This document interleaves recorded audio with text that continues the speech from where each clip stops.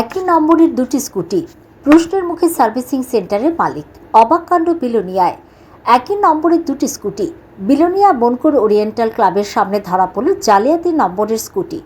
বৃহস্পতিবার স্কুটি বিক্রি করতে গিয়ে ধরা খেল বিলোনিয়া হল চৌমুহনীস্থিত প্রিয় সার্ভিসিং সেন্টারের মালিক। খবর পেয়ে ঘটনাস্থলে ছুটে যায় বিলোনিয়া থানার পুলিশ।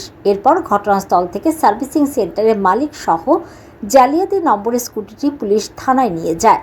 এখন প্রশ্নের মুখে সার্ভিসিং সেন্টারের মালিক। এ নিয়ে জন্ম নিয়ে উঠছে নানা প্রশ্ন।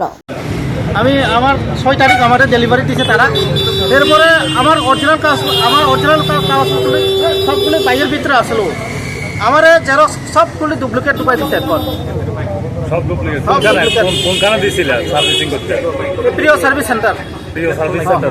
এখন কি হয়েছে এখানে? এখন কি হয়েছে?